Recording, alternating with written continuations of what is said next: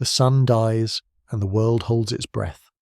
For millennia, the night was not merely the absence of light, it was a hungry, living void where the rules of man dissolved and ancient fears awoke. You lock your doors, turn on your lamps, and tell yourself the darkness is empty. But history whispers otherwise. Tonight, we peel back the shadow, exploring the true, chilling tapestry of the dark hours, from the strange rituals of our ancestors to the things that still hunt when the lights go out. We uncover the 100 forgotten truths that prove the night has always held secrets humanity was never meant to know. The true meaning of ancient darkness. Before gas lamps and electricity, the night was a terror you cannot imagine, a true extinction of light. When the sun vanished, the world plunged into an absolute suffocating blackness, where a hand held before your face was completely invisible. This was not just low light, it was a void that swallowed sight, leaving humans completely vulnerable to any sound that echoed back. It forced our ancestors to rely on sound and smell, turning familiar forests into labyrinthine traps. This primal blackness was an undisputed ruler, forcing entire villages to shut down completely, sealing themselves in before dusk. The simple act of stepping outside after dark became a gamble with life itself. Any tiny noise, a shifting branch, a rustle in the weeds, was instantly magnified by fear, making the imagination the most dangerous tool in the absence of light. Every historical record about travel speaks of the dread of being caught after sunset. This universal, terrifying experience is why the moon became such a powerful, eerie symbol in myth. It was the only thing that fought back against the void. Moonlight was not just illumination. It was a miraculous silver shield against the endless black. It offered weak visibility, but enough to hold back the things that hunted in the true darkness, creating a stark contrast, the ancient terror of fire failure. The most terrifying moment in our ancient life was the moment the fire failed. Fire was not a luxury, it was the boundary between the safe, human world and the wild, creeping things of the night. If the flame went out, the transition from security to absolute panic was instant, plunging the small group into the suffocating darkness and silence of the surrounding world. Historical accounts and folklore are filled with terrifying stories about the consequence of a forgotten ember or an empty oil lamp. The darkness that rushed in seemed to bring immediate danger, not just from the unseen environment, but from the creatures and spirits believed to be waiting for the weakness of the light to take over. This fear was so great that firekeepers were often the most revered and protected people in the tribe. To prevent this catastrophe, many ancient cultures developed bizarre, complex rituals and offerings to the fire itself, treating it as a living god that must be appeased to maintain the safety of the community. In this way, the fear of the physical dark birthed spiritual beliefs, creating a terrifying connection between the sacred flame and the endless black void. The terror of the Black Hour. Historically, the period right before dawn, the so-called Black Hour, was considered the most dangerous moment of the entire night. It was believed that the veil between the living and the dead was thinnest right before the sun's return, giving spirits and ancient evils a final, desperate chance to cause harm before the light pushed them back. This superstition explains many strange historical actions, from certain prayers and rites performed only in this hour, to travellers absolutely refusing to move until the first sliver of sun appeared. People often stayed awake just to guard against the supposed final surge of evil, believing that if they could survive those final minutes, they were safe until the next sunset. It is a chilling paradox that the time closest to safety was also viewed as the time of the greatest threat. The psychological truth is that hope can be terrifying. It gives the lurking horror a final moment of power. Even today, the witching hour often refers not to midnight, but to the deep, silent hours just before the inevitable return of the light. The fear of moonlight madness. In many cultures, the light of the moon was not seen as helpful, but as a source of quiet, subtle madness. This gave rise to the term lunacy, from the Latin word for the moon. It was believed that sleeping directly in the path of the moonlight could drive a person mad, cause strange dreams, or lead to uncontrollable violent urges. They thought the moon's eerie cold light was capable of piercing the mind, much like it drew the tides of the ocean, pulling at the liquid parts of a person's brain. This is why historical figures sometimes covered their windows completely on nights with a full moon, believing they were protecting themselves not from what was outside, but from the invisible influence floating down from the sky. The historical fear was that the moon was not passive. It was an active force, a silent, chilling presence that only revealed its true, unsettling power in the deepest darkness. It was a beautiful, terrifying contrast. The gentle silver light was believed to be the very thing that broke the human mind, leading people out into the dangerous night. The dangerous silence of the night. One of the creepiest aspects of historical night was not the loud sounds, but the sudden, complete silence that fell over a village or forest. This absolute lack of noise was often a sign of true, immediate danger. Hunters knew that if the usual nocturnal creatures, owls, frogs, insects, all went quiet at once, something large, unnatural, or terrifying had entered the territory. This sudden silence created a sensory paradox. The lack of sound was more terrifying than any noise, acting as a natural alarm bell screaming of unseen menace. It was the night holding its breath, waiting for the predator to make its move, forcing the imagination to fill the empty space with images of large teeth or spectral figures moving quietly through the dark. In folklore, this silence is often attributed to the arrival of supernatural entities, ghosts, demons, or creatures like the Wendigo, whose presence was so unnatural it literally suppressed all life and noise around them. The deep silence was the true foreshadowing of immediate doom, a terrifying sign that you are no longer the apex of the food chain. The nighttime closing of city gates. For thousands of years, the closure of massive city gates at sunset was the most profound and public symbol of the coming darkness. Once those heavy wooden and iron doors were barred, the city became a trapped island of light and relative safety, sealing away those inside and abandoning anyone still outside to the dangers of the open land. The sound of the chains and bolts was a psychological event, a loud, metallic promise that the outside world was now ruled by chaos and fear. If you were late, you were locked out, no matter your status, a common and terrifying trope in historical texts. You were left to the whims of bandits, ghosts, and beasts, often forced to sleep under a tree or near the cold stone wall.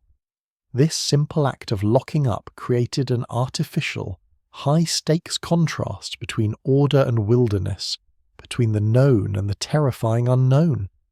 It suggested that even massive walls could not protect you from the true horrors of the night, only slow them down, reinforcing the idea that darkness itself was a pervasive physical threat. The ancient use of eerie symbols against the dark ancient people did not fight the darkness with science. They fought it with eerie symbols. Across many cultures, strange markings like carved eyes, geometric patterns, or iron crosses were placed above doorways and windows, not just for decoration, but as magical shields against the unseen evils of the night. These symbols were thought to have a life and power of their own, confusing spirits or simply terrifying demons away from the home. The belief was that the symbols created a barrier in the dark that the spirits could not cross, a kind of visible defense line in the invisible war against the nocturnal world. The reliance on these symbols shows how profound the historical terror of the night was. It was a problem so spiritual, so pervasive, that it required a spiritual, magical solution. The very thought that a carved piece of wood or a strange painted mark could be the only thing keeping you safe at night is a chilling reminder of the fragility of human security. The whispers of ancient fears. The stories we tell today about ghosts and monsters are merely the whispers of ancient fears passed down through generations. Before there were specific names for vampires or werewolves, there was only the primal fear of what was waiting in the shadows, a feeling that something was watching you, just out of sight. This fear was so constant and so real that it fundamentally changed human behavior at night, making our ancestors jumpy, constantly checking over their shoulders and always moving in groups. This historical paranoia became the foundation of all later myths, giving shape and name to the shapeless lurking dread that everyone shared. The chilling truth is that the night itself trained humanity to be afraid. The persistence of fear across time means that every time you feel a shiver in a dark room, you are listening to the echo of ancient warnings, a collective memory of the hundreds of thousands of nights our ancestors spent in true, unprotected terror. The historical paranoia of the travelling stranger. In the historical night, the travelling stranger was always a source of immense paranoia and fear. Once the city gates closed, or the tribal fire was lit, any newcomer was immediately treated with suspicion. They were either a bandit looking for easy prey, a spy from an enemy group, or something far worse, a creature of folklore wearing a human face. The dark was believed to mask the true nature of things, meaning that a seemingly kind stranger could easily be a skinwalker or a demon in disguise. This forced historical communities to create incredibly strict rules for who was allowed inside and where they were allowed to stay, often forcing strangers to sleep outside the settlement walls. This historical paranoia highlights the terrifying truth that the night not only masked the dangers of the wild, but also the hidden malice of other people. The simple lack of light made it impossible to trust even a kind voice, proving that sometimes the hidden horrors were the human ones, amplified by the silent, judging darkness. The night as a boundary. In the eyes of ancient man, the night was not just a time of day, but a fundamental boundary between myth and reality. During the day, the world was governed by human rules, logic, and common sense. But once the sun set, the laws of nature changed, and the rules of the myths took over. This meant that historical people lived in two different worlds every single day. The day was for work and fact, and the night was for spirits, magic, and potential doom. This constant shift created a deep, collective psychological split, where the myths told in the evening were just as real, or even more real, than the facts discussed in the light. The night, therefore, became the great truth-teller of history, the time when all the forbidden things were allowed to operate, and the dark forces that governed the world were fully revealed. It was a terrifying daily cycle, a complete suspension of the reality you thought you knew, only to be replaced by the eerie logic of the supernatural. The historical terror of the night watch. In most historical cities, the night watch was less a police force, and more a terrifying necessity, an army of tired, often drunk and ill-equipped men. Their job was to walk the streets and ring bells or shout the hour, a repetitive ritual meant to prove that human order still existed, even in the heart of the creeping dark. However, the watchmen were not a comfort. They were often seen as a danger themselves. They were known to commit petty crimes, abuse their power, or simply flee when a true threat appeared, leaving the citizens to wonder if the watchman's bell was a warning of danger or the danger itself. Their presence, therefore, was a paradox, a symbol of safety that often only served to reinforce the deep tension and unease of the night. Their shadowy figures moving in the dim lantern light were a constant reminder that human order was fragile and could easily crumble in the face of the overwhelming darkness. The nighttime execution of curses. Historically, the dead of night was often chosen as the only time to perform a public execution or severe punishment, giving these acts an eerie, forbidden quality. In some European traditions, criminals were hanged or burned in the deepest hours before dawn, turning the act of justice into a shadowy, secret ritual. This was done to combine the power of the dark with the law. ensuring maximum psychological terror for both the person being punished and the witnesses. The darkness added a spiritual layer to the justice, making the criminal seem not just like an outlaw, but a cursed being purged by the very powers of the night. The use of darkness for these grim deeds meant that the common sight of a gibbet, or a dark scaffold in the early morning light, was not just a reminder of the law, but a chilling symbolic imagery of what the dark hours truly allowed to happen. It was proof that the law itself became shadowy and merciless after sunset. The history of secret trials at midnight. In certain historical systems, particularly during periods of extreme religious or political tension, trials were sometimes held in secret at midnight, turning justice into a terrifying drama. The darkness was used to intimidate the accused, giving the judges and accusers immense silent power over the fragile mind. These midnight courts created an atmosphere of unbearable tension and psychological warfare.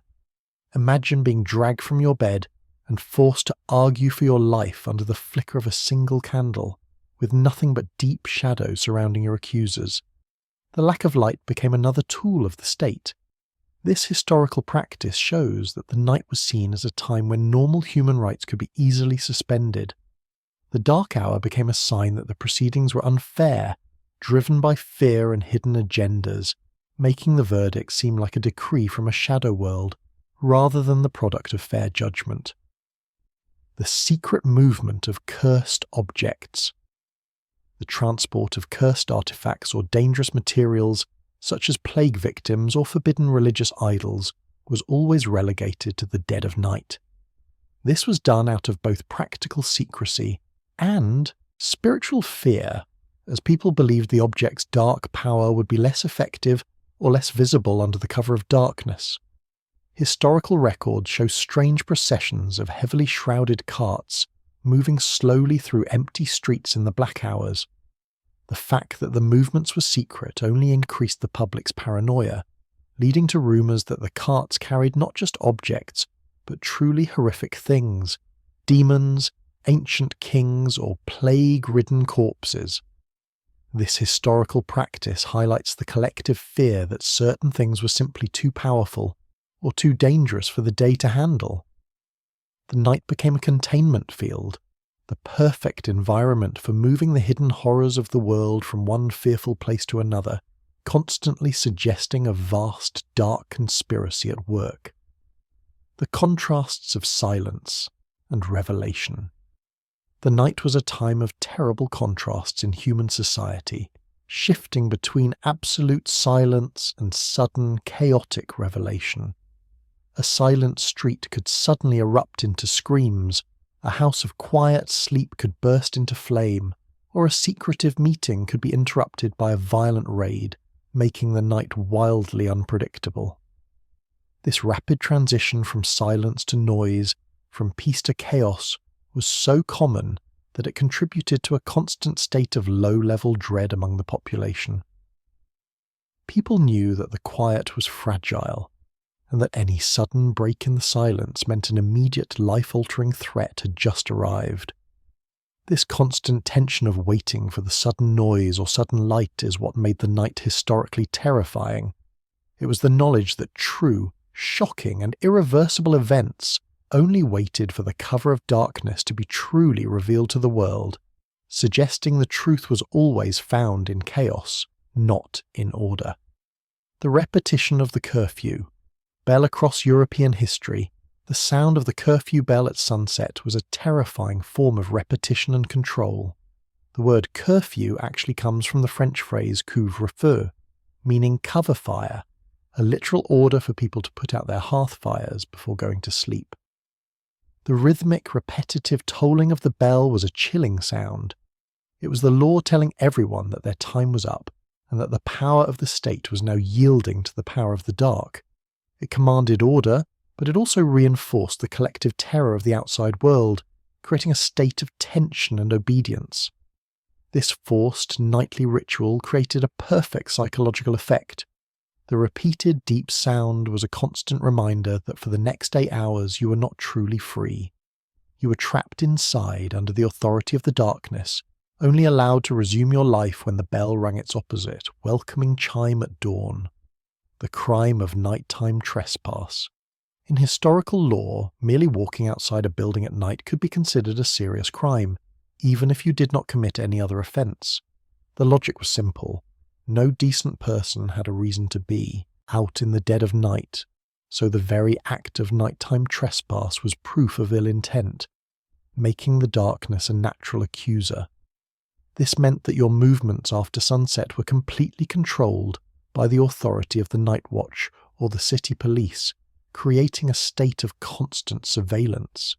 Getting caught after curfew was terrifying because you had to convince a suspicious armed watchman that you were not a bandit, a lunatic, or a spirit. The night itself became an accomplice to the law, a silent force that condemned you simply for being in it. The dark hours stripped away all personal freedom, suggesting that in history, your very presence in the void was a sign that you were involved in the shadowy force lurking behind human troubles. The foreshadowing of disease. Historically, the onset of many diseases and fevers was strongly associated with the night. Doctors and common people alike noticed that sickness often seemed to strike its victim most severely in the black hours, especially with high, disturbing fevers and vivid, terrifying nightmares. This led to the spiritual belief that the night itself was an accomplice to disease, a dark window that allowed the sickness-causing spirits to enter the body more easily. It was a terrifying form of foreshadowing, where the coming sunset meant an inevitable battle against the disease that was strongest in the dark. This created a horrifying cycle. The sicker a person was, the more terrifying their night became, which in turn fueled the belief that the darkness was the source of the ailment. The medical reality was simply a terrifying historical fact, but the spiritual conclusion was that the night was a time of cosmic, inescapable infection. The night as the time for poison. In the dark history of court intrigue and political conspiracy, the night was always the chosen time for the most insidious crime: poison. A cup could be slipped into a drink or a strange powder scattered on a plate, all under the cover of a dimly lit banquet or a simple final meal before bedtime. The night was the perfect accomplice because its effects were not immediately obvious. The victim would typically fall ill in the dark hours, leading to a confusing death that could easily be blamed on a sudden fever, a bad dream, or a spirit attack, allowing the true culprit to remain in the shadows. This practice instilled a deep, psychological terror in historical elites. The fear that the quiet darkness was not only outside their window, but had already breached their defences, sitting inside their wine cup or lurking in their final moments of sleep. The night was not just a cover, it was an agent of secret murder. The rhetorical questions of the midnight watch. The night watch often used rhetorical questions shouted into the darkness. "Who goes there?" or "What purpose do you walk?" which were meant to be a form of communication but actually heightened the psychological tension. They were questions with no easy answer, screamed into the void. These loud questions served as a chilling reminder that the watchmen themselves were terrified, needing to assert their presence against an invisible enemy. The act of shouting only drew attention to the vulnerability of the human voice against the vast, silent power of the empty streets and alleyways. This constant shouted questioning reinforced the historical belief that the night was a moral test, a terrifying place where one's intentions were immediately suspect.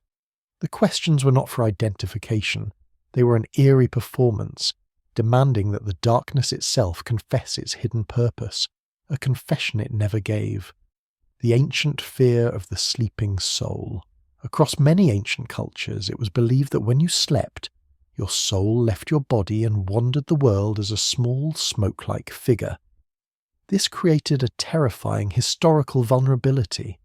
Your sleeping body was an empty shell, and your soul was unprotected against the dangers of the night. This belief meant that people often had strict, strange rituals for how they went to sleep. You were never supposed to sleep with your mouth open, for fear that your soul might not be able to find its way back in, or that an evil spirit might slip in and take its place, leaving you an empty, waking horror. This fear of the sleeping soul explains why many myths feature a sudden, life-threatening crisis at night. The spirit is caught, captured, or simply decides not to return. The act of sleeping was, historically, a daily life-or-death gamble, turning the bed into a secret, terrifying altar. The ritual of nighttime mirror covering. One of the creepiest, most common rituals was the strict covering of all mirrors, still practiced in some parts of the world today. It was believed that the mirrors were not just reflections, they were portals, thin spots between our world and the spirit world that only truly opened after dark. The historical fear was that if a mirror was left uncovered, a demon could climb out of the looking glass while you slept, or, worse, your soul could be trapped inside the cold glass by a lurking, malicious entity. The mirror was not only a vanity item, but a dangerous, cursed artifact that needed to be neutralized every sunset. This constant, careful act of covering up the glass reveals a deep, historical truth about the terror of reflection. The people believed that the true hidden horror of the night was not what was outside, but the possibility that a silent twin was watching you from the cold depths of your own home. The true origin of sleep paralysis. The phenomenon we call sleep paralysis was not seen as a medical issue in history, but as an active, terrifying attack by a supernatural entity. In many cultures, the feeling of being awake, unable to move, with a heavy weight on your chest, was the literal experience of a night hag, demon, or spirit sitting on your sleeping body. This spiritual interpretation was so widespread that the descriptions of the entity, often a dark, shadowy figure with a menacing presence, are almost identical across vastly different cultures, suggesting an ancient, powerful entity that transcends borders.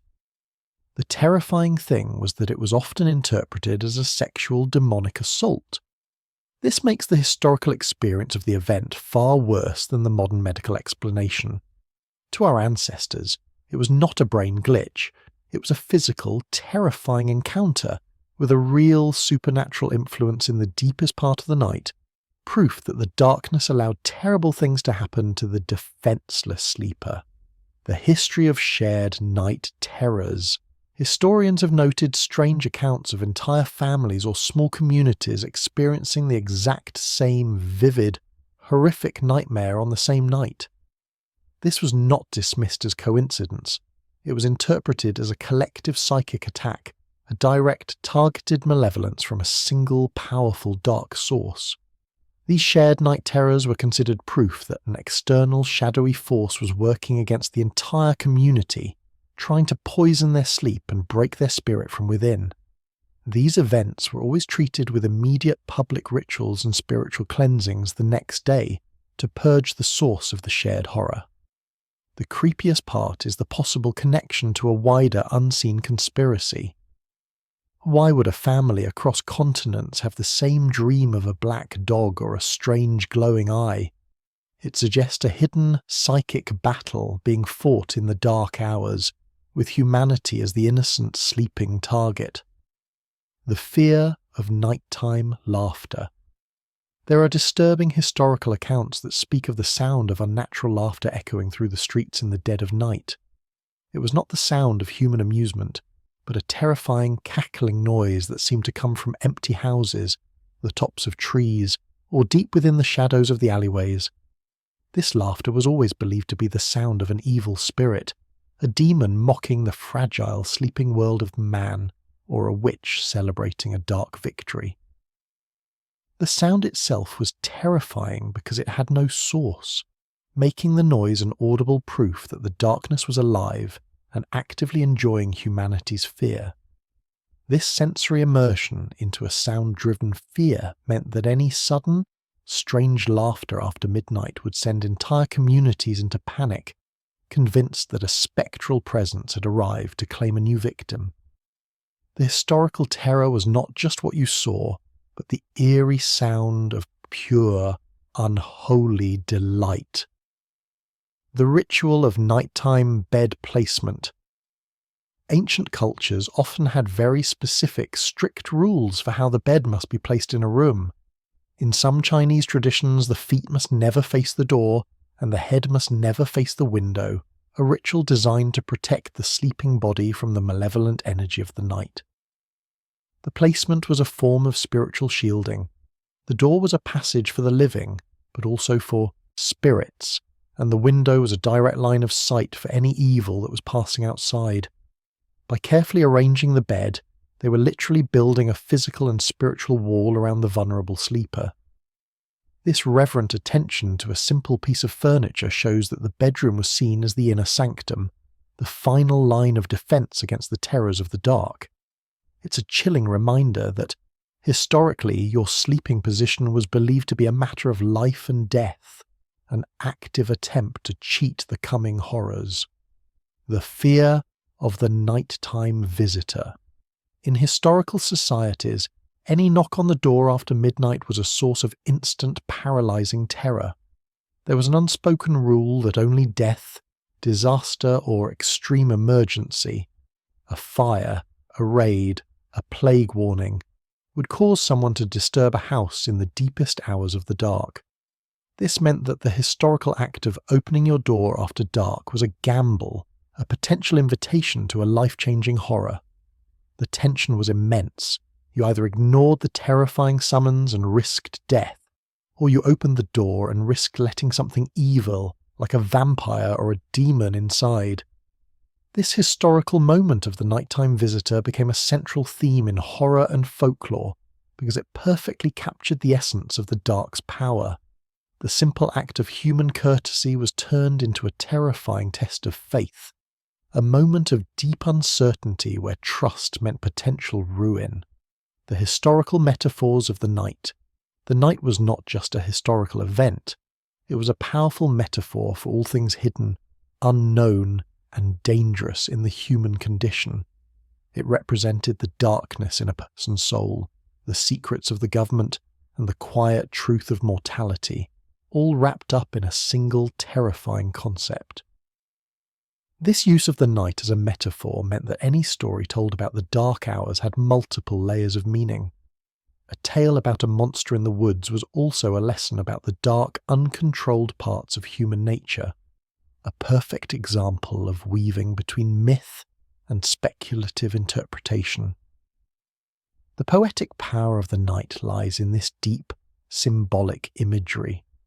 It showed that the fear of the physical darkness was simply a reflection of the deep spiritual darkness that humanity has always carried. It was the vast black canvas on which all of our collective fears were painted. The use of sacred oils against nightmares. In ancient Greece and Rome, people often rubbed their body with sacred oils before going to sleep, a ritual designed to make their bodies spiritually unappealing to demons and spirits. The oil was meant to act as a barrier, a slippery scented defense against the night's intangible horrors. The use of these oils shows that the bedroom was viewed as a spiritual battlefield, where the sleeping body was the prize. The specific scents and ingredients in the oil were chosen for their supposed ability to repel the spirits, a kind of ancient personal form of fumigation against the invisible enemy.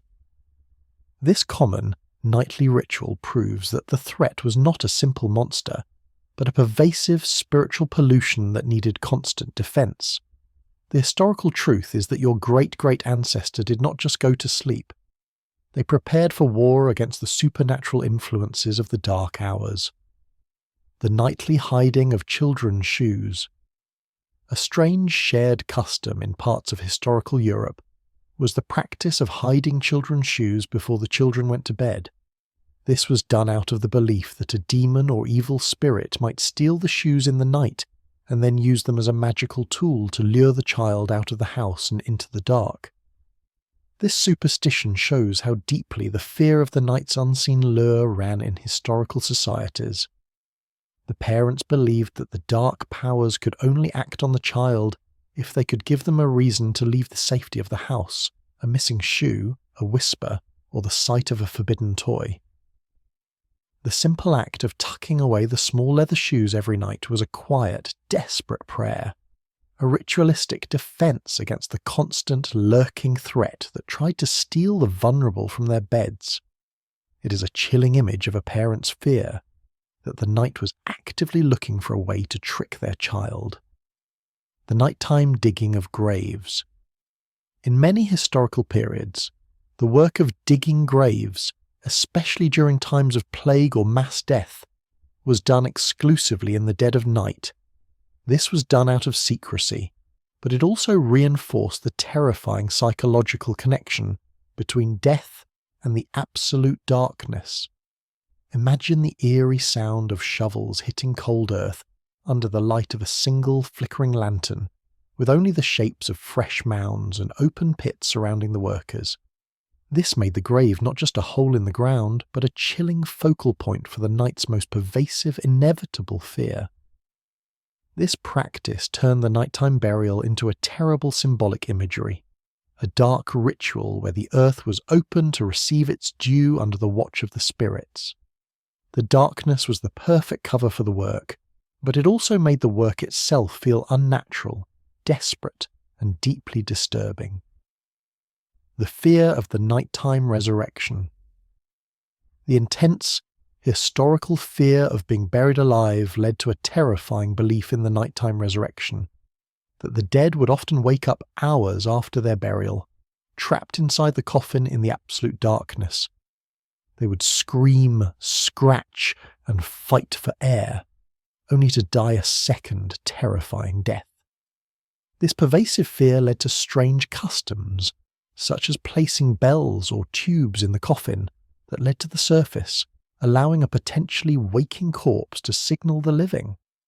These devices, called safety coffins, were a dark testament to the terror that death did not always happen cleanly. The psychological horror of this belief is overwhelming. The thought that your loved one could be alive, trapped just a few feet beneath the silent black earth with no hope of rescue.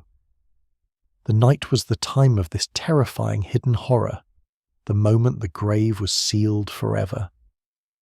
The whispers of the vampire's birth. The ancient origins of the vampire myth are deeply rooted in the historical reality of death and the night. Before a corpse was fully decayed, it was often thought to be an undead thing, a physical body animated by a dark, consuming spirit that only woke up under the cloak of darkness. The vampire was essentially the personification of the night's evil, a figure that had crossed the boundary of death, but still craved life, forcing it to feed on the sleeping. The fact that the vampire was completely powerless in the sun made it the perfect analogy for the terror of the Black Hour. The entire myth is a terrifying lesson that the darkness does not just bring out evil, it creates it. The silent, creeping night was the actual womb of the undead, the time when a quiet, sleeping death could turn into an active, malicious, and terrifying supernatural influence. The ghost's nighttime territory. In ghost folklore, the spirits of the dead are typically most active, visible, and dangerous between midnight and dawn. This is not simply a narrative choice. It reflects the deep historical belief that the dead and the living occupied different territories, with the night belonging to the former. The historical understanding was that the ghost could not exist comfortably in the pure light of the sun, which was the domain of the living and the rational. The silent, deep shadows of the night offered the ghost the perfect cover, the ideal sensory immersion for its quiet, chilling movements. This belief forces a chilling truth upon the sleeping person. When you close your eyes, you're entering the territory of the dead, a world governed by their rules. The ghost is not just a reminder of the past, it is the physical proof that the night is their world, and you are simply a temporary vulnerable visitor. The casket as a symbolic imagery. The closed, dark casket itself was seen as a powerful piece of symbolic imagery in the night. It was a perfect, self-contained box of darkness, a tiny, human-sized metaphor for the absolute void of the cosmos placed in the earth, which was another layer of darkness. The ritual of sealing the lid at night reinforced the frightening finality of death, and the fear that the dead person's spirit was now trapped. The final, echoing hammer blow in the dark was a sound that told the living that the human bond had been severed, and the spirit now belonged entirely to the realm of the dark. This focus on the casket in the night made it a constant source of fear and foreshadowing. It was a reminder that every person was destined to spend their own final night in that small, lightless box. The casket was the ultimate proof that the darkness always, eventually claims everyone. The open loops of unresolved death. The night was the time when all the open loops of an unresolved or violent death were thought to return. If a person was murdered, died suddenly, or simply vanished, their spirit was believed to be trapped in the dark, unable to find peace, forcing it to wander the empty streets. This meant that the historical night was not quiet. It was filled with the imagined cries, silent footsteps, and spectral demands of the unhappy dead.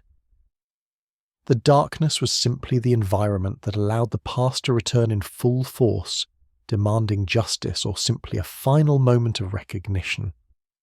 The silence of the midnight streets was often a chilling reminder of the hidden horror of a past crime. Every dark corner was a potential stage for a ghostly reenactment of an unsolved moment of violence, turning the city into a vast haunted house of perpetual regret and unresolved trauma. The grave's rhetorical question. The historical grave at night posed a terrible rhetorical question to the living. What awaits you after the light is gone? The dark earth, the silent stones, and the encroaching shadows provided no comfortable answer, forcing the living to confront their own deepest fears of nothingness. The graveyard became a terrifying place to walk after dark because it was a place where all human logic failed. It was the only place where the natural world and the spirit world undeniably overlapped, making it the perfect stage for the boundary between myth and reality to dissolve. The sight of the moon hanging over a cluster of ancient tombstones, barely illuminating the names of the long dead, was a profound sensory immersion into mortality. It was a silent, chilling truth, whispered on the wind.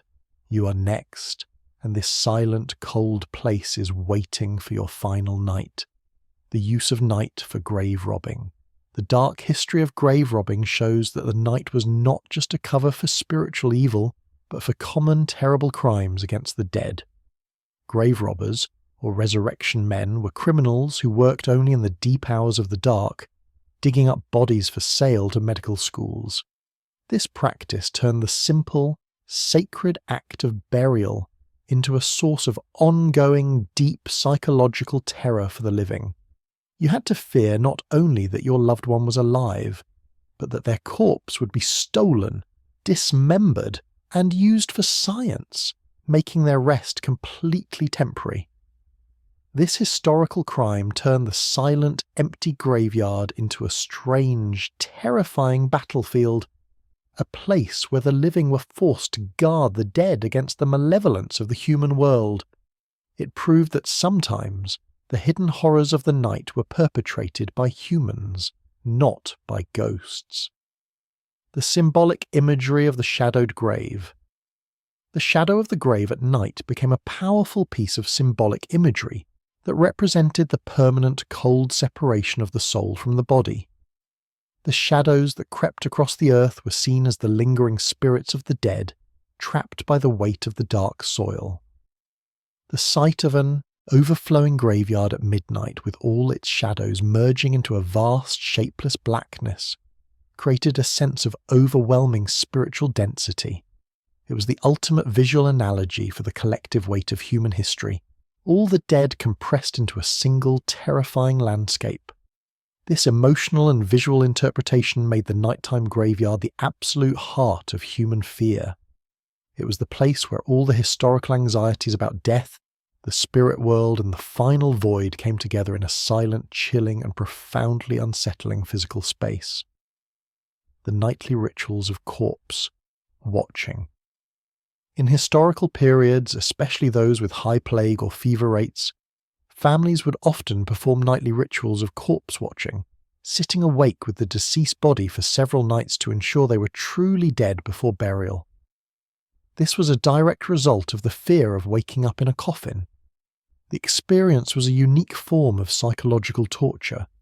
Sitting in a dim, silent room, listening for any breath, cough, or unnatural movement from the pale, still figure on the bed. The darkness amplified the fear, turning every small sound in the house into a potential sign of resurrection. This chilling custom highlights the terrible tension between hope and dread, the desire for a loved one to live, and the simultaneous terror of what that resurrection would actually look like. The night was the time when that hope and that terror were forced to sit together in silent, awful vigilance. The myth of the night stalking. Wild man. Across many different mythologies, there is the chilling figure of the wild man, a terrifying half-human, half-beast creature that only descended from the mountains or deep woods to prey on villages in the dead of night. He was the perfect physical analogy for the untamed, violent part of the dark. The wild man was often blamed for mysterious disappearances, stolen livestock, and strange, unsettling sounds in the woods. His existence proved that the human world was constantly bordered by a brutal, animalistic horror that waited for the civilized light to disappear before attacking. This creature was a powerful piece of symbolic imagery for the primal terror of the dark. The fear that the boundary between human and animal was thin, and that the night would inevitably bring a hairy, clawed version of ourselves to wreak havoc on the innocent sleeper. The night's blurry boundaries. The historical night was terrifying because it made all boundaries blurry. The boundary between forest and farm, between reality and myth, and most terrifyingly, the boundary between animals and spirits. Animals seen at night were not just creatures, they were supernatural influences in disguise. An owl was not just a bird, it was a witch's familiar or a harbinger of death. A cat was not just a pet, it was a demon in furry form, capable of stealing a sleeping person's breath. The darkness made it impossible to trust your own senses, leading to mass paranoia about the simplest natural events. This blurriness of boundaries created a world where everything outside the firelight was suspect, a terrifying sensory immersion into a place where a familiar creature could be the vanguard of a much greater, unseen horror. The forest became alive, watching and malevolent. The history of the shadow jumper.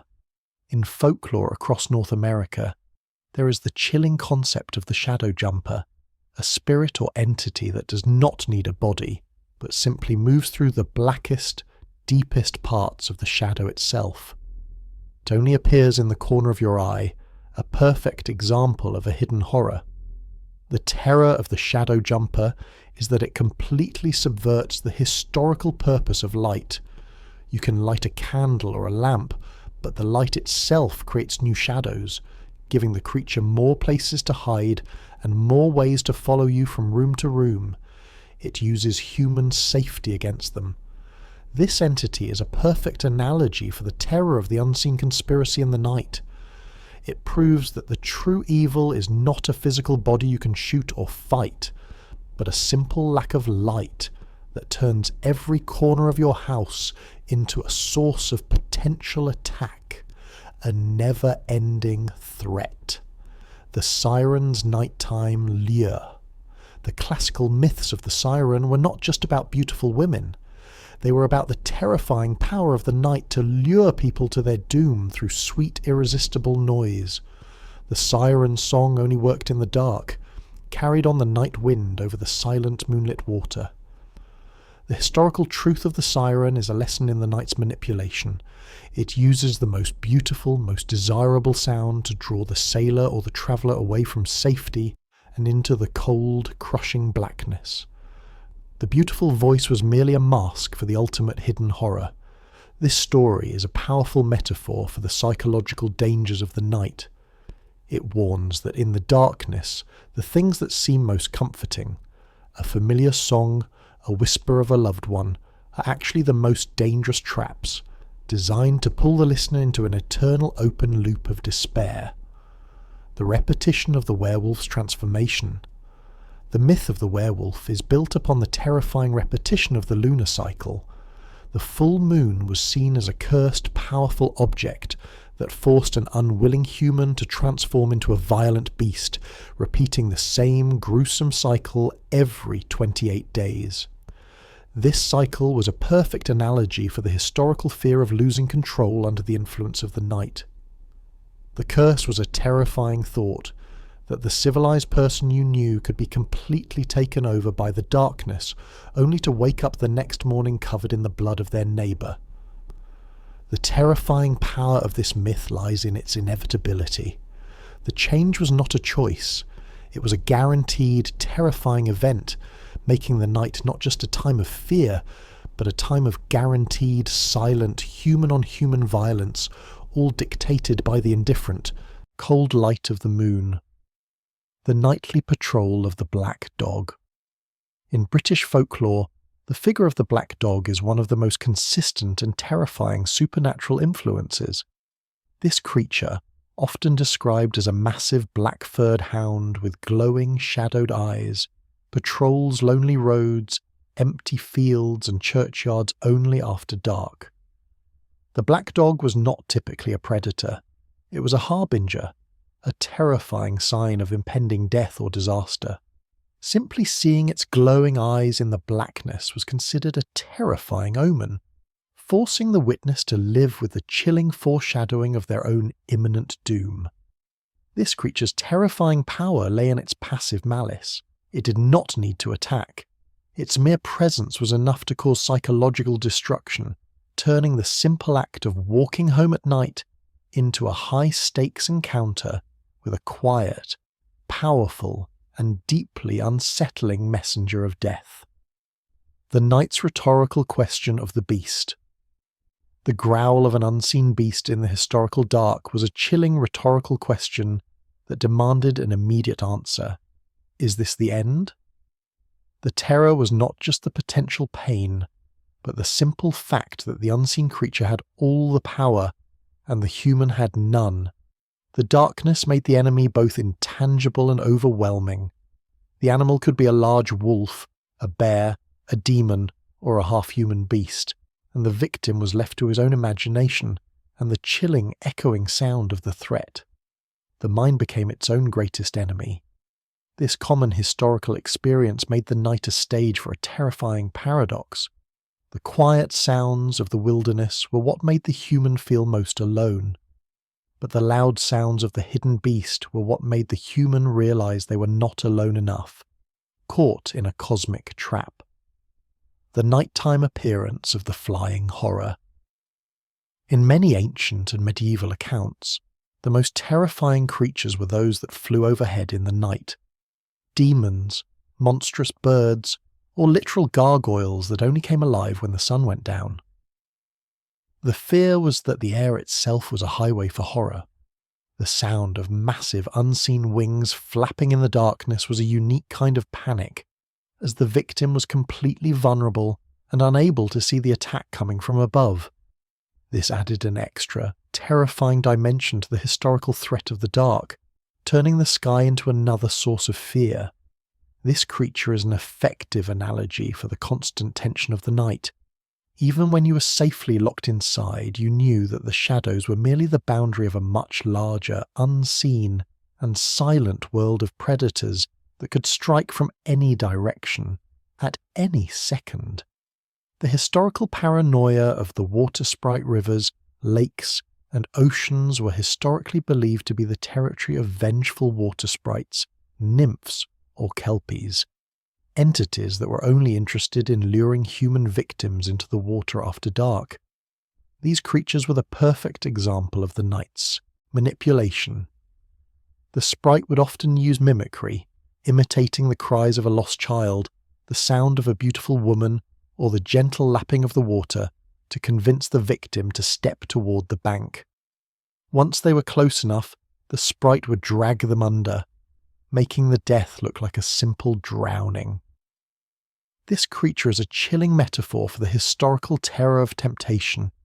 It proved that the night not only brought out visible beasts, but also deceptive, beautiful horrors that used trust and desire against the unwary, ensuring a slow, silent, watery doom. The open loop of the unseen hunger.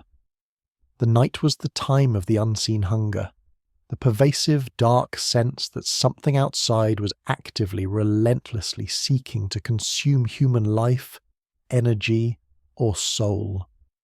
This created an open loop of anxiety, the feeling that the threat was never truly solved, only postponed until morning. This feeling of being prey was a universal historical experience, a core part of the persistence of fear across time.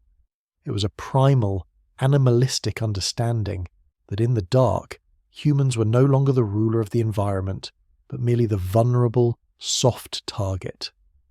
This profound sense of being hunted, even while safely locked in your home, forced humanity to turn every shadow into an imagined eye, every creak of the floor into a stalking footstep.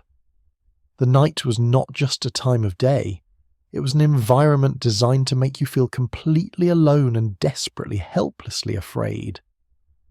The nightly activation of cursed artifacts.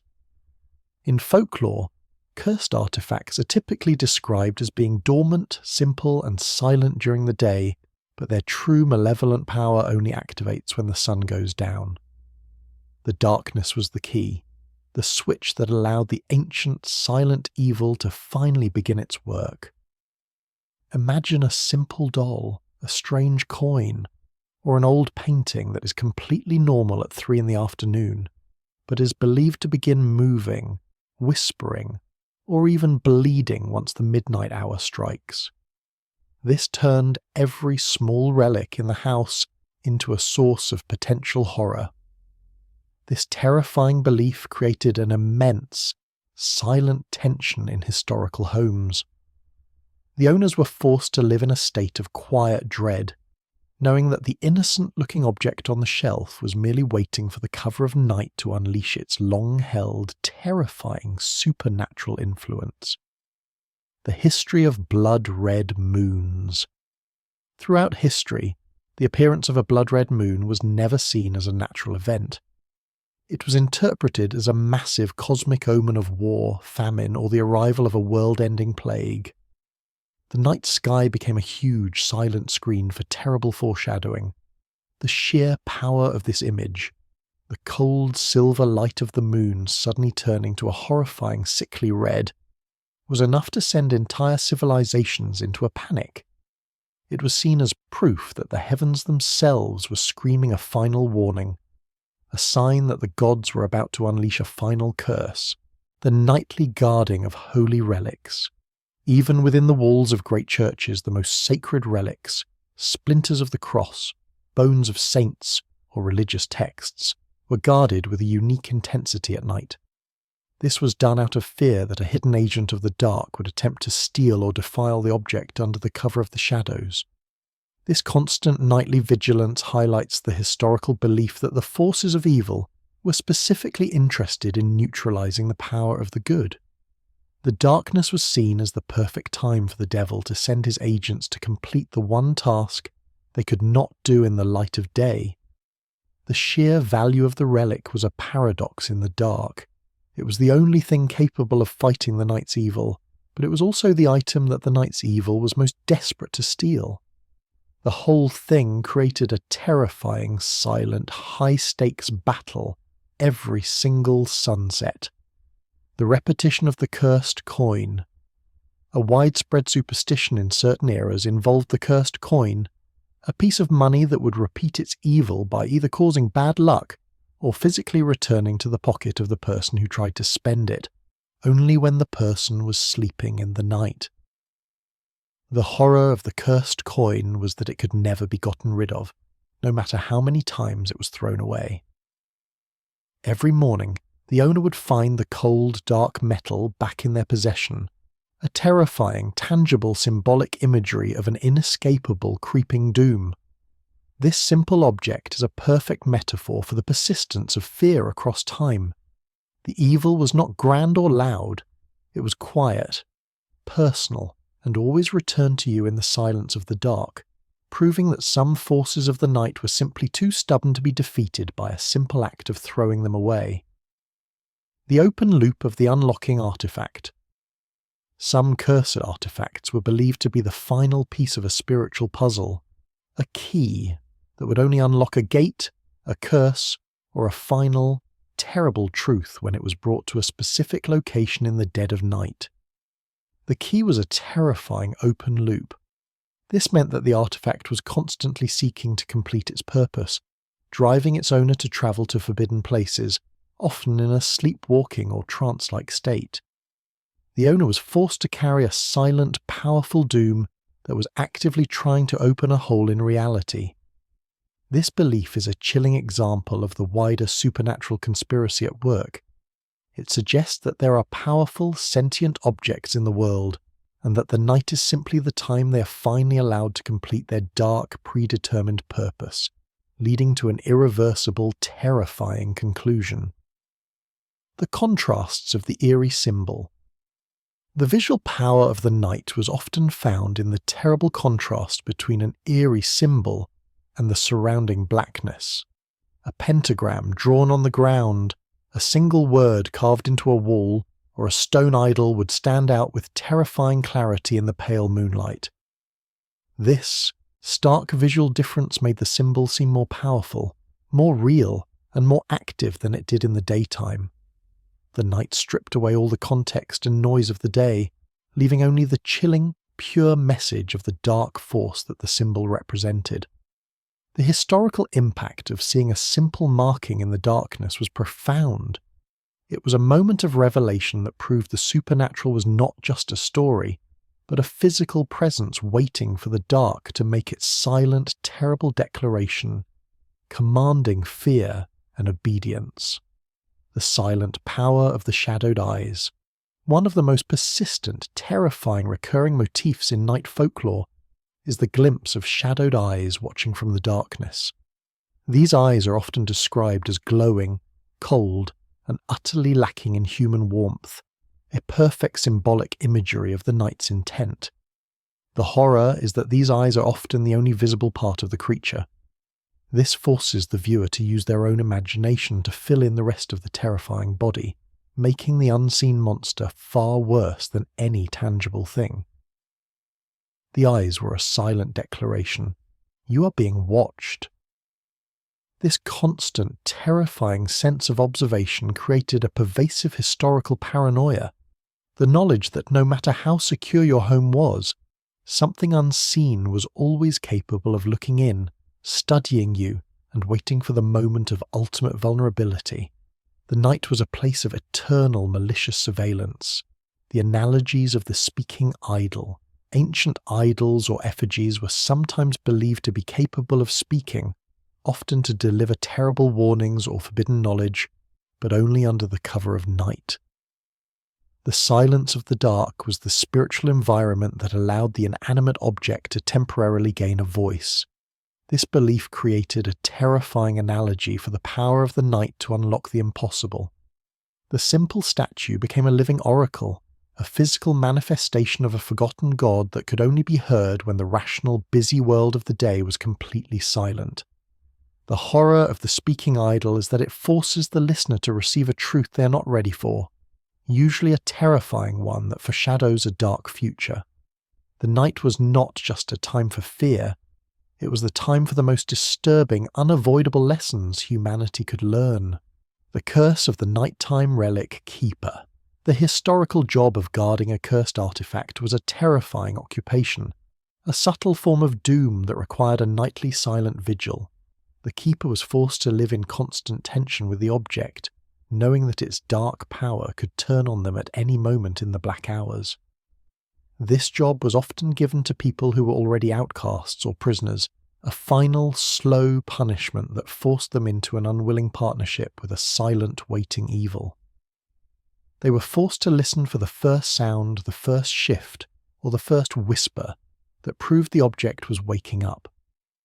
The tragic reality of the relic keeper is a perfect metaphor for the ultimate hidden horror of the night, that sometimes the most terrifying thing is simply the waiting, the knowledge that you are locked in a room with a silent force that is only moments away from activating its deadly, inevitable power. The moon's rhetorical question. The silent, unmoving moon that presided over the night was a terrifying rhetorical question posed to all of humanity.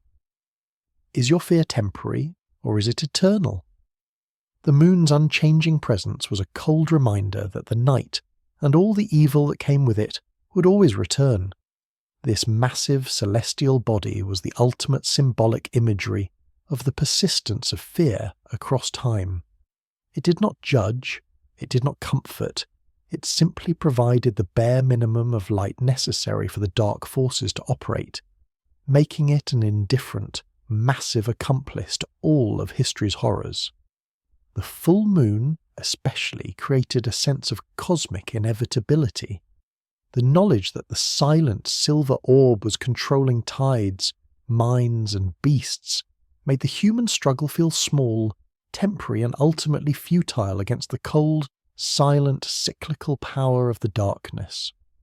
The historical fear of night madness. In many historical medical texts, madness and hysteria were believed to be at their absolute peak in the dead of night. The darkness was seen as an irritant that aggravated the mind's imbalances, making a person's delusions, fears, and violent tendencies uncontrollable. This belief meant that the night was the time when people became most afraid of their own family members, watching them for any sign of a sudden dark shift in behaviour. The darkness was literally the agent of insanity, unlocking the hidden, irrational part of the human brain. This is a chilling historical fact, that the night was not only a spiritual battlefield but a psychological one too. It was the time when the line between sanity and absolute breakdown was thinnest, and the hidden horror of the mind was fully, terrifyingly unleashed upon the helpless household. The repetition of the nightly scream, the sound of a single, sudden, terrified scream piercing the absolute silence of the night, was a common and horrific historical experience. This repetition of the scream was a public, terrifying reminder that one of your neighbours had just lost their battle with a nightmare, a spirit, or a physical threat. The scream was a moment of true revelation. It proved that the danger was no longer a myth or a whisper, but a reality that had breached the quiet peace of the neighbourhood. It forced everyone to wake up and confront the knowledge that the fear was real, and it was happening now. This terrifying sound created a collective psychological trauma, a kind of shared historical experience of panic.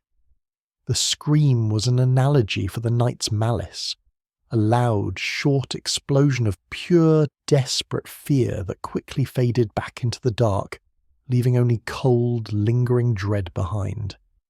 The metaphors of the night fog. Historical accounts often describe a terrifying thick fog that would roll in only after midnight, a perfect metaphor for the night's confusion and loss of direction. The fog was believed to be either a supernatural entity or a spiritual cloud that confused the mind and drew travellers to their doom. This eerie, natural event created a state of absolute sensory panic. The fog turned familiar streets into a blinding labyrinth, allowing invisible threats to get closer and closer to the victim. It made the air itself seem heavy, cold, and malicious, a true sensory immersion into horror. The analogy of the night fog is a chilling one. It proved that the darkness could actively change the physical world, creating a barrier that stopped all sight and all reason. The fog was the night's willing accomplice, a temporary, suffocating wall between the human and the safety of the light. The foreshadowing of the midnight mirror. The practice of covering mirrors was also an act of self-defense against the foreshadowing of the self. It was believed that if you stared into a mirror at midnight, you would not see your own reflection, but a terrifying glimpse of your future self, driven mad by the night's influence. This terrifying belief was a powerful paradox. The desire to know your fate was immediately checked, by the crushing fear of what the night would reveal about the dark potential of your own mind. The mirror became a terrifying window into the chaos that awaited you. The chilling truth is that the night was believed to force an honest, terrifying truth upon the human mind. The dark hours stripped away the comforting lies of the day, showing the person that their own mind was the ultimate horrifying hidden horror, a time bomb waiting for the midnight stroke to go off. The nightly loss of direction. Getting lost in the historical night was not simply a navigational problem, it was believed to be a state of mental confusion inflicted by a forest spirit or demon. These spirits actively lured the traveller off the path and into the deepest, darkest parts of the wilderness.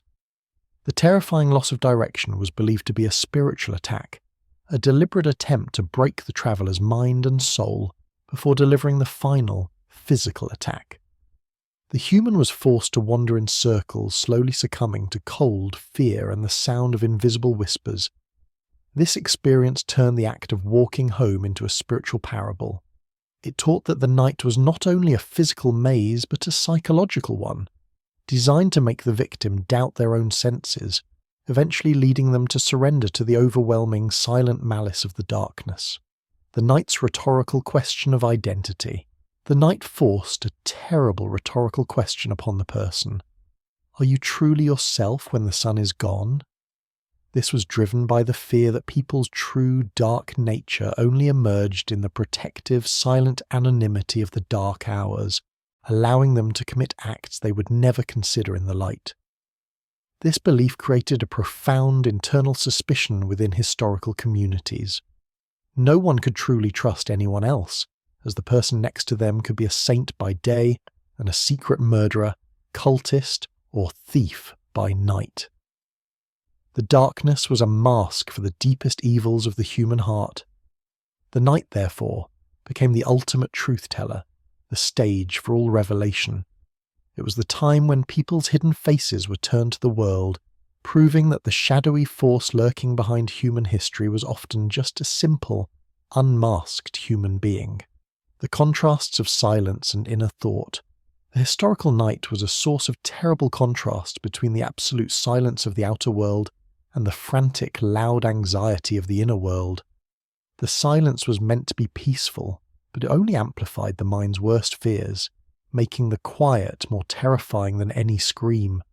The human mind, left alone in the dark, would often turn on itself, manufacturing invisible threats, reliving old traumas, and creating new anxieties. The darkness was simply the environment that stripped away all distraction, forcing the person to confront the deepest, darkest thoughts in their own head.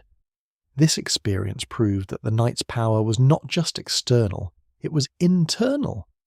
The quiet was a powerful sensory immersion into a private world of self-doubt and fear, where the human was forced to wrestle with the unseen conspiracy of their own mind. The analogy of the dark well. In certain ancient traditions, the night was seen as a massive, inverted dark well, a giant hole in the sky that allowed all the negative energy, dark thoughts, and forgotten evils of the cosmos to slowly pour down onto the sleeping world of man. This chilling analogy explained the sudden onset of fear, madness, and nightmares at night. They were not internal, they were a form of spiritual rain, a cold, dark pollution coming directly from the sky. The darkness was simply the opening for the cosmic poison to fall. The ultimate horror of the dark well is the knowledge of your helplessness. It meant that no matter how secure your home was, you were still standing under a constant cold downpour of pure malice, a subtle, pervasive supernatural influence that could never be blocked out completely. The foreshadowing of the ominous dream. The ominous, terrifying dream was not simply a psychological event in history. It was a powerful form of foreshadowing, a direct warning from the spirit world that something terrible, a death, a curse, or a betrayal, was about to happen in the waking world. These dreams were often so vivid, so terrifying, and so specific that they were treated like a literal verbal prophecy. The person who had the dream was often shunned or feared, as they were believed to be a conduit for the night's terrible, inevitable truths. The night's power to manipulate the dream world made the simple act of sleeping a high-stakes encounter with destiny. The most terrifying thing was not the nightmare itself, but the chilling knowledge that the horror you saw in the dark was simply a sneak preview of the horror that awaited you in the light. The nightly loss of memory. There are strange historical accounts of people who would wake up in the morning with no memory of what happened in the dark hours, no memory of where they travelled, what they said, or what acts they performed. The night was seen as a complete, terrifying loss of human control. This loss of memory was blamed on possession, a temporary madness, or a curse that made the person's soul leave their body to be replaced by a dark, temporary tenant. They were literally a different person, controlled by a different mind, in the silent hours of the dark. This experience highlights the terrifying paradox of the night.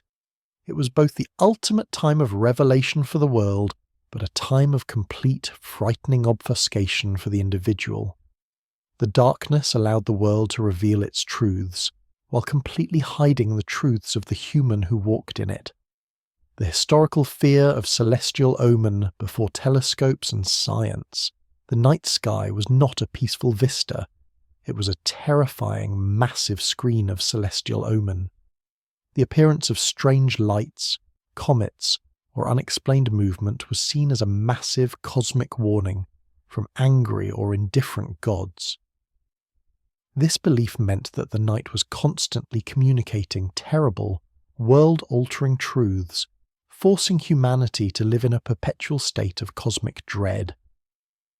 The supernatural influences of the night were not local, they were global, silent, and incredibly powerful. This is a chilling historical fact, that the darkness allowed the universe to speak its ultimate terrifying truth.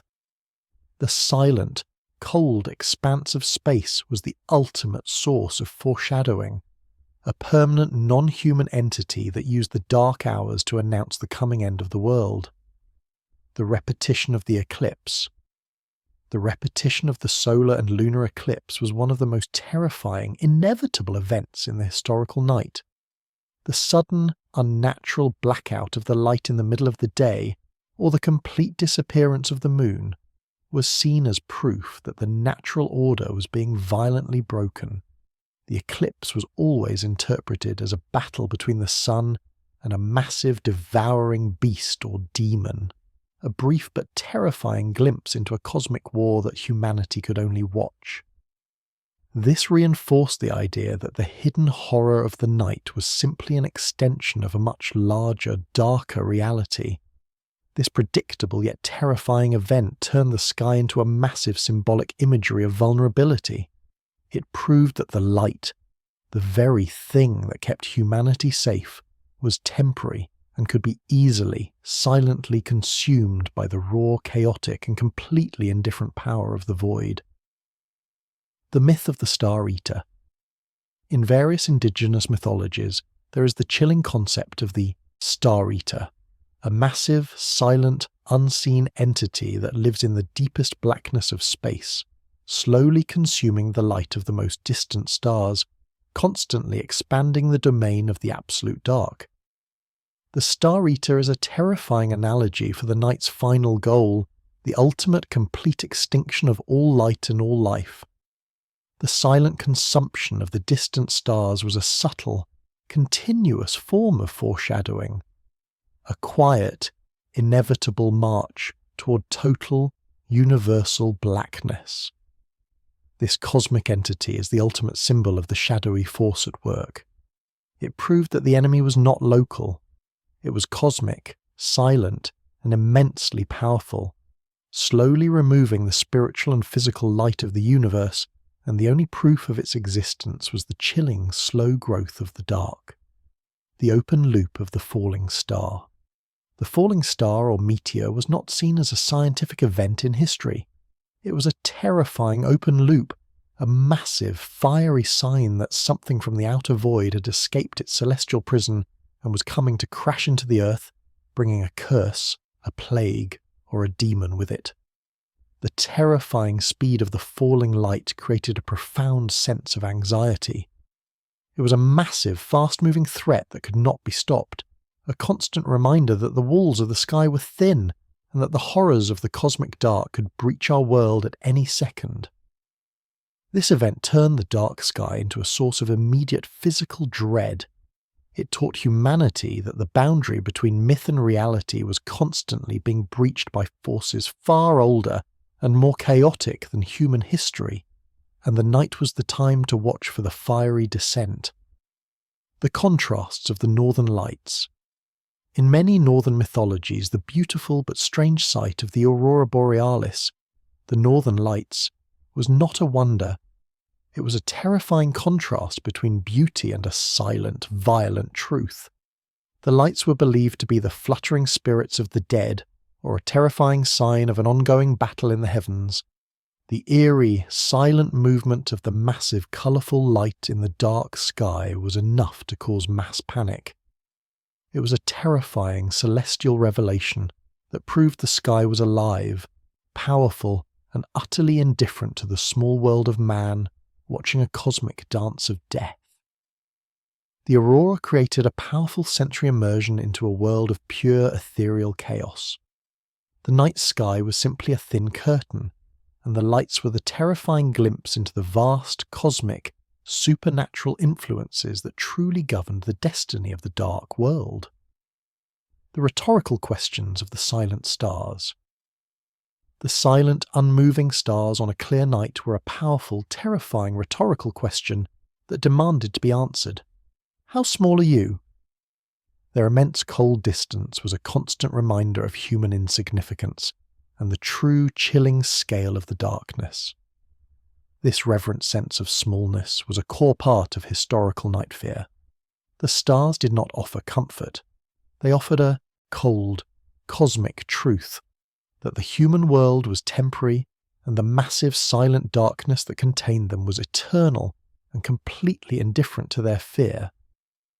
The endless pinpricks of light were an analogy for the constant persistence of fear across time. They were a terrifying, silent, ancient clock that simply measured the slow, inevitable approach of the ultimate heat death of the universe, a cold, vast, crushing nothingness. The myth of the sky sailors.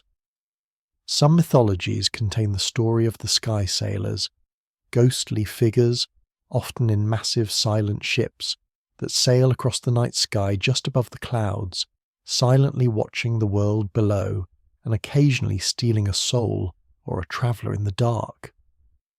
This belief added an extra layer of chilling terror to the clouds at night. They were no longer just weather. They were the ocean of a massive spectral conspiracy, a vast hidden territory where powerful ethereal entities went about their silent, malicious business. The presence of the sky sailors is a terrifying metaphor for the complete lack of safety in the dark. It meant that even when you looked up, you were not looking at an empty sky, but at a huge, silent, passing danger that was actively hunting the vulnerable, sleeping world. The curse of the nighttime wind. The strong, cold wind that sometimes rose up only after midnight was not seen as a natural event in history. It was believed to be the breath of a massive, unseen demon, or a spiritual tempest, a supernatural influence that carried disease, curses, and dark whispers into the homes of men. The wind was seen as an active, malevolent force that could not be locked out. It could rattle the windows, extinguish candles, and carry terrifying sounds and voices to the terrified listener, turning the air itself into a medium of terror. This is a chilling example of sensory immersion. The very air you breathed was suspect, a force that was actively trying to break your security. The night's wind was a silent, cold declaration that the outside world could penetrate any defense, bringing a non-physical horror straight to your bedside. The symbolic imagery of the silent void. The absolute silent blackness between the stars was the ultimate piece of symbolic imagery of the night. The void. It represented the raw, empty, terrifying space before creation, a place of pure, cold nothingness that was constantly threatening to swallow the small, warm world of man. The historical dread of the night was simply the dread of this void leaking into their world. The fear that the lack of light was actually a spiritual cancer spreading from the stars.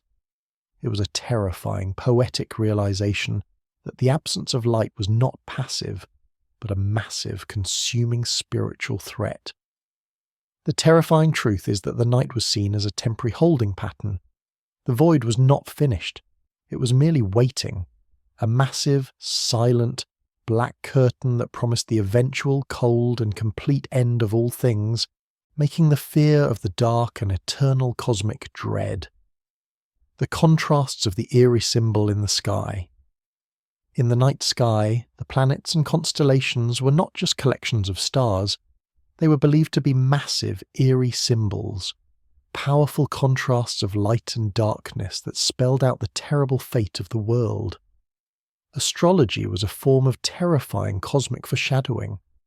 The careful, nightly study of these symbols was a desperate act of human defense, an attempt to understand the silent, massive, and indifferent forces that were deciding their fate. The sky was a terrifying, beautiful tapestry of inevitable doom and cryptic warning. This belief is a chilling testament to the historical desire to find order in the chaos of the night.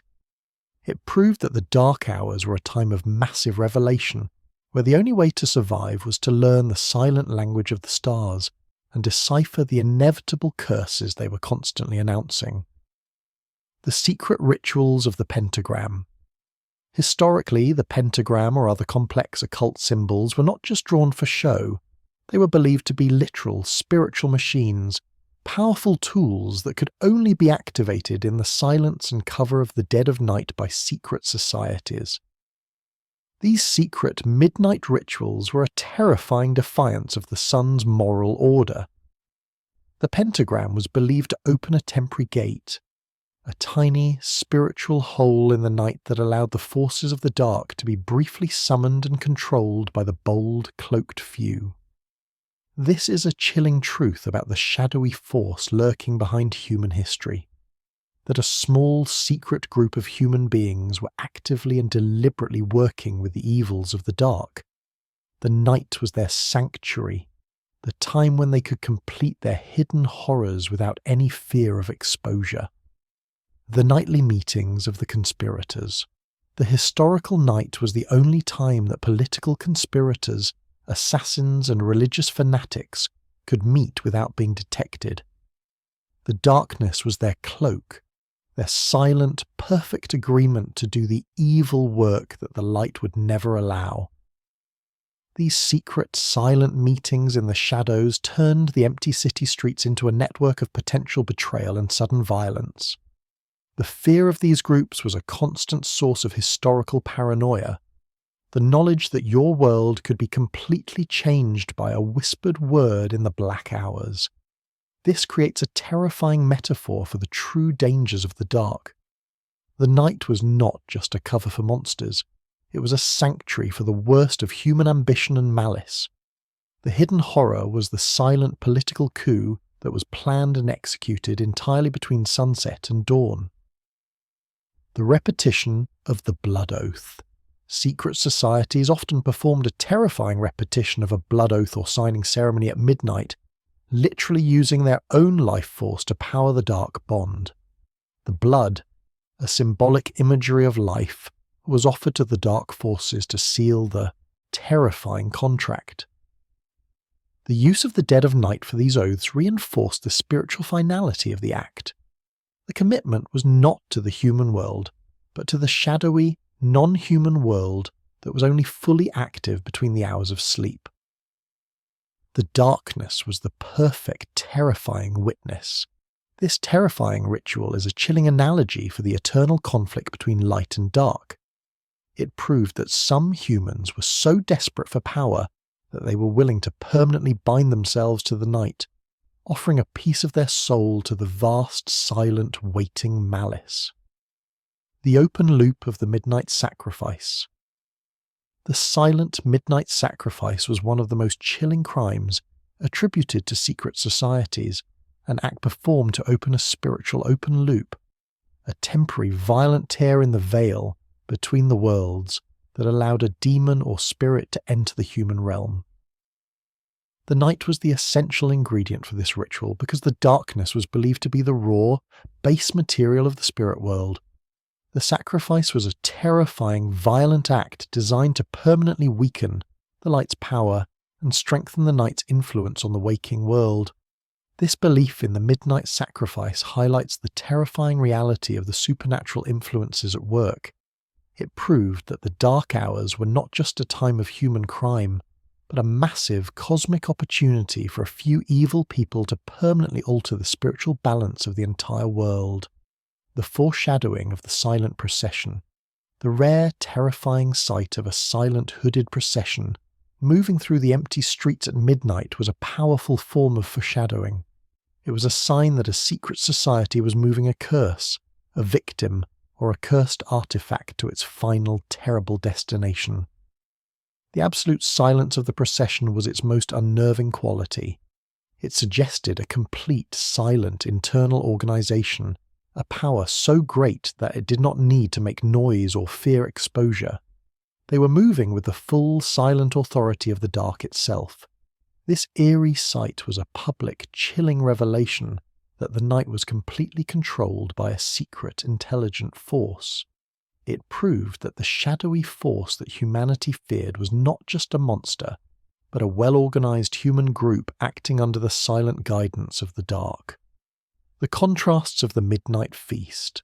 Secret societies often performed a terrifying midnight feast, a ritual meal of strange, dark ingredients, sometimes including human meat or body parts, creating a horrific contrast between the act of civilized eating and the act of ritualistic defilement.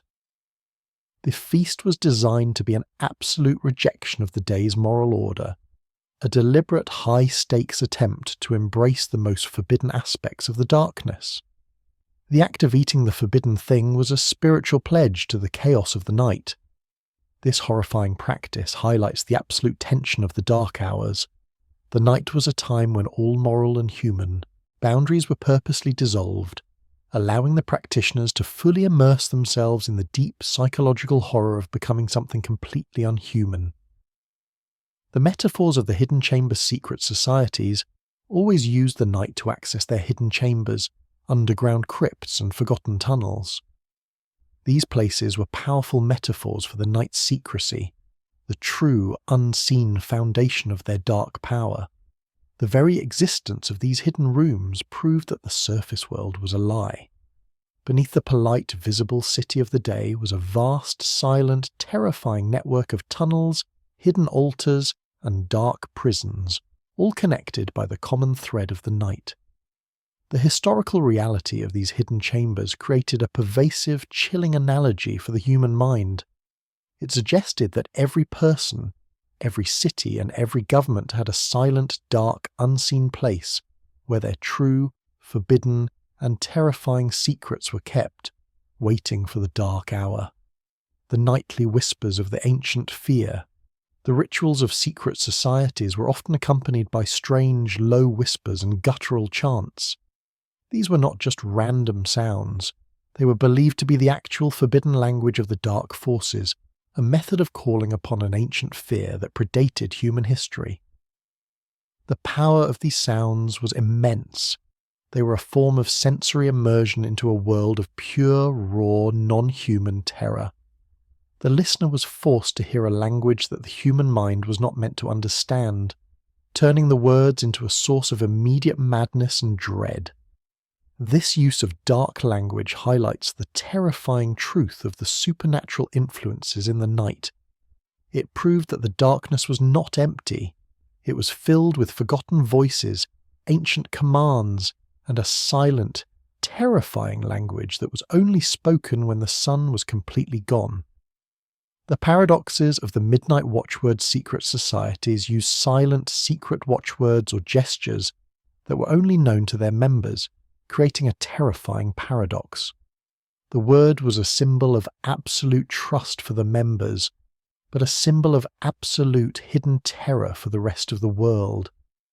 The simple act of hearing a strange, unexpected word in the dark of night was enough to identify a member of a secret society, instantly turning a common encounter into a life-or-death confrontation with a terrifying organized threat. The word was a weapon. This practice proved that the night was an environment of intense, constant, quiet testing. It forced people to rely on tiny, subtle cues, a strange look, an unusual gesture, a whispered word, to identify the hidden horror that was standing right next to them in the darkness. The symbolic imagery of the shadowed eyes. The shadowed eyes of the secret society members were their most chilling trait. They were a piece of symbolic imagery that represented the inner darkness and cold, malicious intent of the conspiracy. Eyes that had seen too much and now only saw the world as prey. The eyes were often described as glowing, cold, or completely empty, a terrifying sign that the human soul had been completely extinguished and replaced by the cold, vast malice of the dark forces they served. The face was human, but the light was gone. This constant visual motif proved that the final horror of the night was the intentional loss of empathy. The members of the society were walking metaphors for the darkness, humans who had decided to become a non-human force, looking out from the shadows with a cold, terrifying indifference. The metaphor of the universal tally. The historical night was seen as keeping a universal tally of all the evils, all the secrets, and all the forgotten horrors that humanity had tried to hide during the day. This was a powerful metaphor that suggested the darkness was not empty, but was actively recording every single act of malice. This belief created a profound sense of historical accountability. People knew that even if they escaped human justice, the vast silent night had seen and recorded their sin, forcing them to live in a perpetual state of spiritual dread and foreshadowing. The night was, therefore, the ultimate unavoidable judge. The terrifying truth is that every act of violence, every whispered secret, and every terrible thought added power to the looming shadowy force, making the darkness not an absence of light, but an immense, terrifying, sentient memory. The repetition of the cold spot. The sudden, inexplicable appearance of an intensely cold spot in a warm room was a common, terrifying phenomenon attributed to the night. This chilling cold was believed to be the physical sign of a spirit or a demon that was actively draining the life force and warmth from the living. The repetition of this phenomenon in different places, always at night, always sudden, always completely cold, was seen as proof of a single, powerful, organized force at work. The cold was a non-physical weapon, a terrifying declaration that the dark could breach any wall. This simple, physical event created a profound internal panic. The feeling of the cold spot was an intense sensory immersion into a world of pure spiritual predation, a chilling proof that the supernatural influences of the night were actively and silently hunting the warmth of the living. The final analogy of the sleeping prey, the final terrifying analogy the night gave humanity, was the universal truth of the sleeping prey. Once the eyes were closed, no matter how rich, how strong, or how smart you were reduced to a vulnerable, defenseless target waiting for the inevitable, silent attack. This primal, horrifying truth was the foundation of all night fear.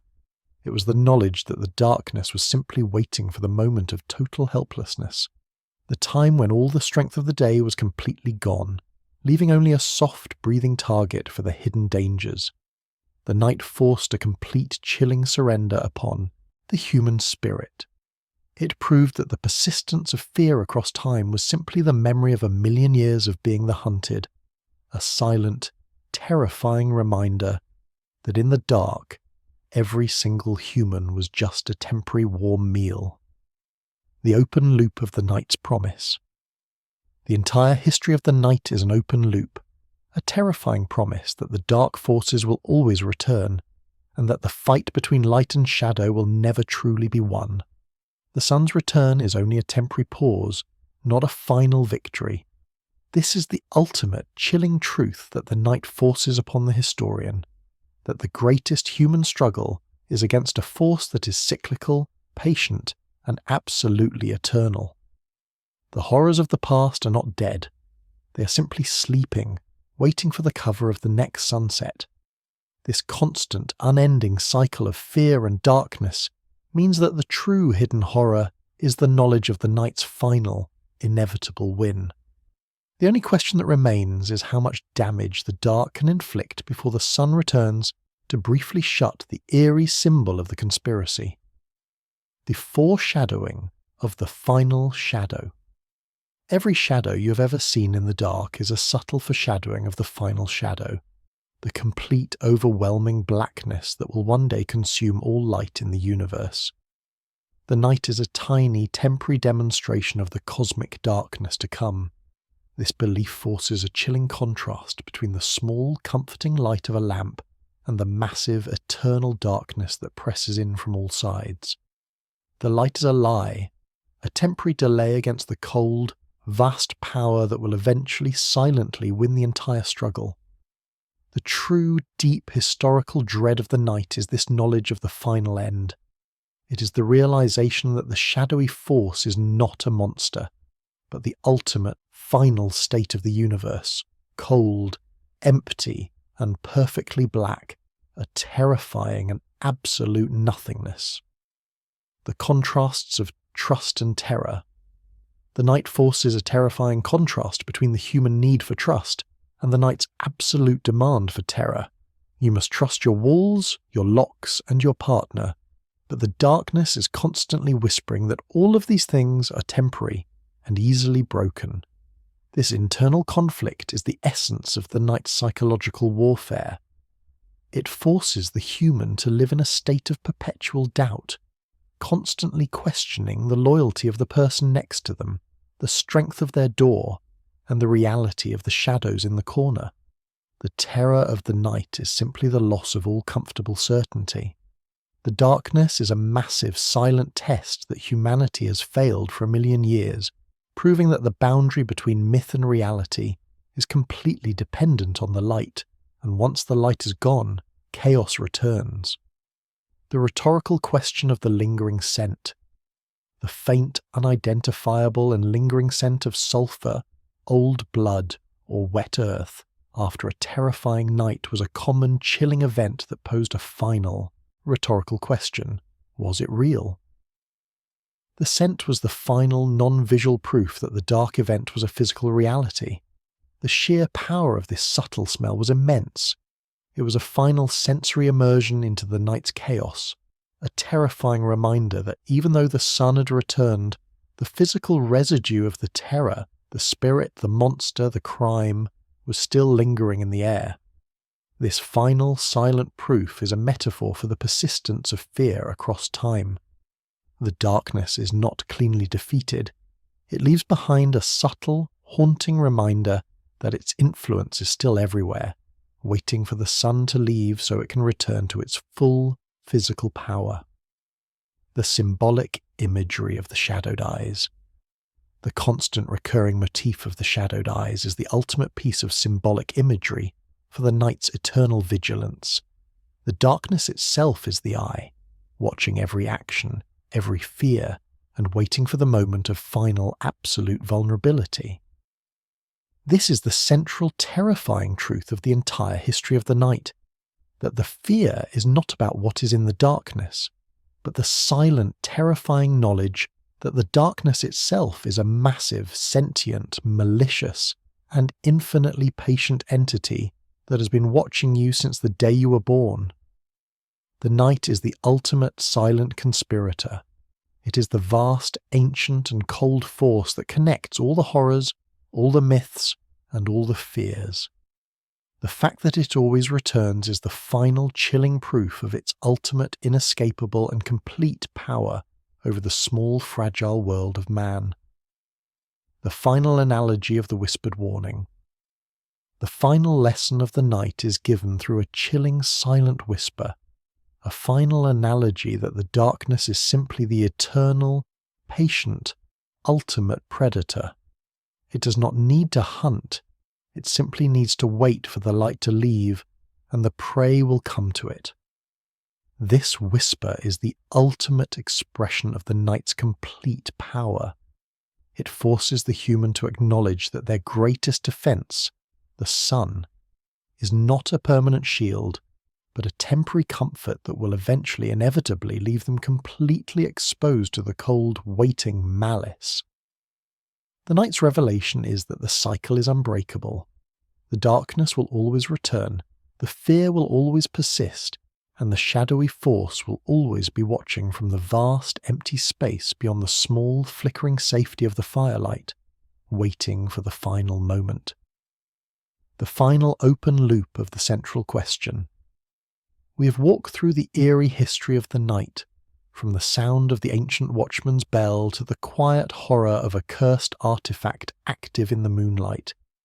We've seen that the fear isn't just about what we can't see, but what is allowed to exist when we are blinded. The horrifying truth we uncovered is that a single patient malice connects all these events, acting as the silent, constant power behind every creepy fact about the night. The central question, what dark forces or forgotten truths connect the creepiest moments of human history, is now an open loop aimed back at you. We have gathered the symbols, heard the whispers, and felt the cold presence of a persistent, unseen enemy, a silent force that demands that its secrets are never completely revealed. The entire history of the Dark Hours proves that the shadow is not just a stage for human evil, but an environment that creates and guides it. The final, terrifying, recurring motif that links all these 100 facts is the absolute, unquestionable power of the encroaching darkness. The light returns, but the feeling does not leave. The questions we raised about the hidden power in the void, they remain unanswered. You can turn off your screen now, but remember the constant, silent vigilance of the shadowed eyes. Do not let the history of fear fade into the black.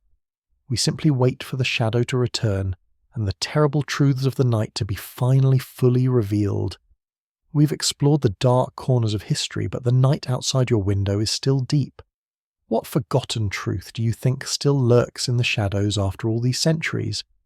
Tell me in the comments below. What is the single creepiest historical fact you've ever heard that belongs to the night? Your whispered secret might be the key to our next terrifying journey. If you dare to keep learning the lessons the darkness teaches, make sure you are subscribed and ring that bell. Do not let the history of fear fade into the black. The light returns, but the feeling does not leave. We have walked through the eerie history of the night, from the sound of the ancient watchman's bell to the quiet horror of a cursed artifact active in the moonlight. We've seen that the fear isn't just about what we can't see, but what is allowed to exist when we are blinded. You can turn off your screen now, but remember, the darkness is merely waiting for you to close your eyes. The questions we raised about the hidden power in the void, they remain unanswered. We simply wait for the shadow to return.